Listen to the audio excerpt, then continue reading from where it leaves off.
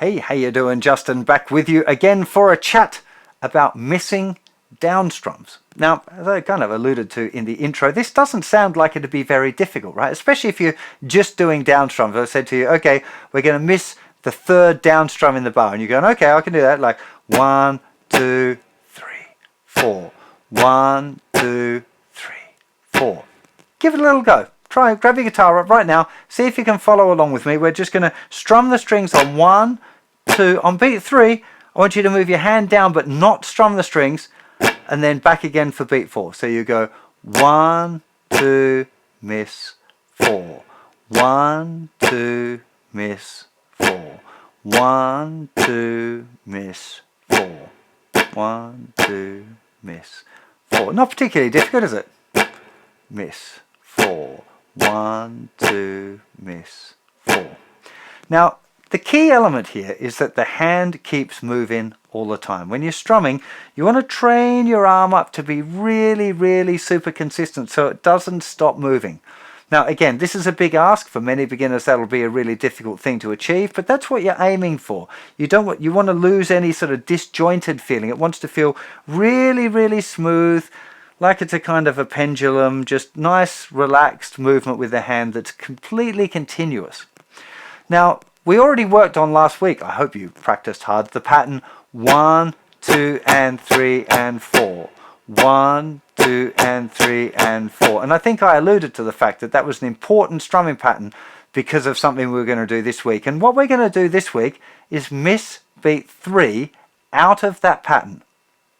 So the pattern's going to be 1, 2 and 3 and 4.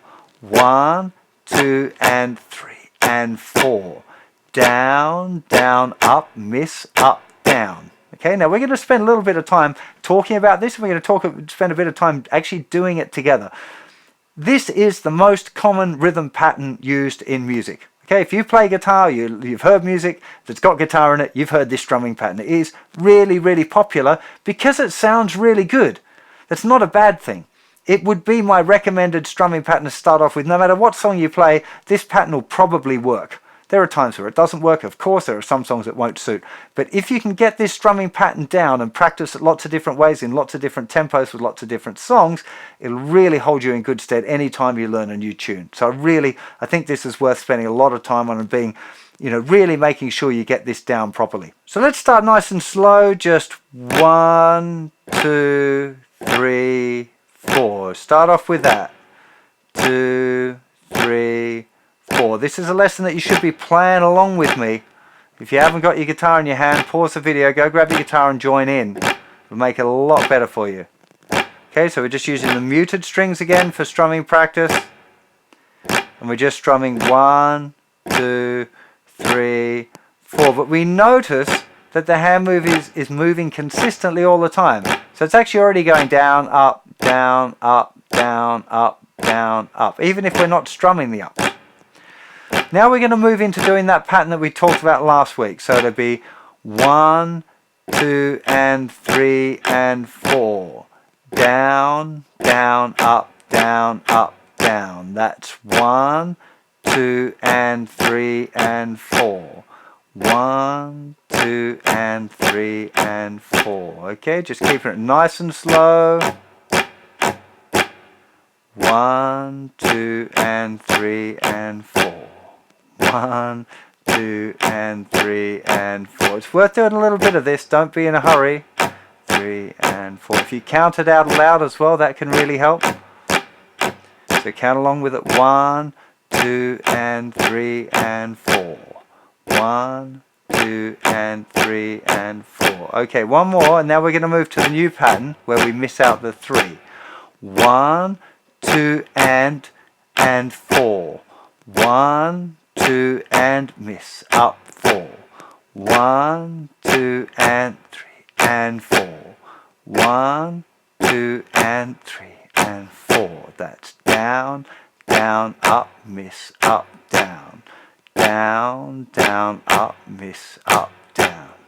1, 2 and 3 and 4. 1, 2 and 3 and 4. 1, 2 and 3 and 4. Last one. 2 2 and 3 and 4. Now, this kind of repetition is really, really important when it comes to strumming patterns. As soon as you try and apply the strumming patterns to songs, it gets a whole lot more complicated because you're thinking about the chords and the strumming and the timing and the words and the steering. Or there's so many different things to be thinking about. So when you're practicing strumming, I really recommend this idea of just muting the strings. If you want to do it with a metronome, that's a really good idea at this point. You don't have to, it depends on how comfortable you're feeling with the metronome. If you're finding that really difficult, you might have to do a bit of extra work doing a real simple strumming pattern, like just 4 down strums with the metronome and getting used to that.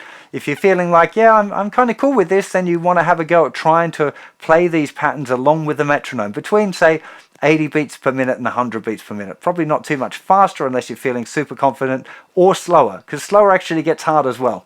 Because when you're going really slowly, you lose some of that kind of momentum. And one of the key things here that you really want to be thinking about is the relaxed movement of the hand. So I found when I was doing it, I could make the movements, but my hand felt really, really stiff, and it was just all kinds of horrible. It didn't feel nice to do.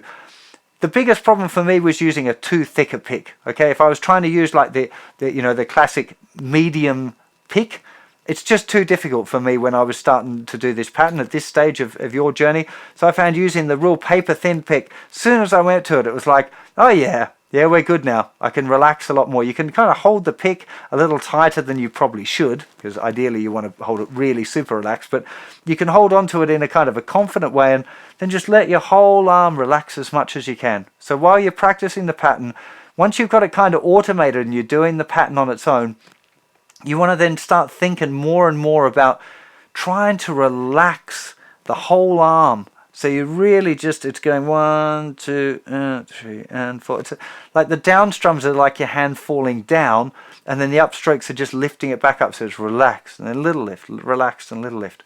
You're really aiming for that relaxed feeling. It'll help you play in time as well. Like I said, a lot of beginners kind of rush too much.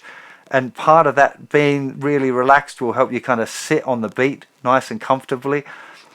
Music is a form of expression, and when you feel relaxed when you play, people listening to you will feel relaxed, and you'll feel more relaxed. It's like a little happy circle where you just get, oh yeah, I'm in the groove now, it's nice and relaxed, it feels good, and then everyone around feels good, and you feel good, and whereas if it's really tight and tense and not really working, it kind of feels like that, and it sounds like it, and it is one of those things where it's easy for me to say, like, yeah, just relax, man, because you rightly say, like, you can do it. But I've just done it in the left-handed thing, and I found it really difficult. But the times when it was best was when I managed to relax. So I was struggling with it as well. It was just felt awkward and tense. And as soon as it relaxed, it just was like the whole thing felt better.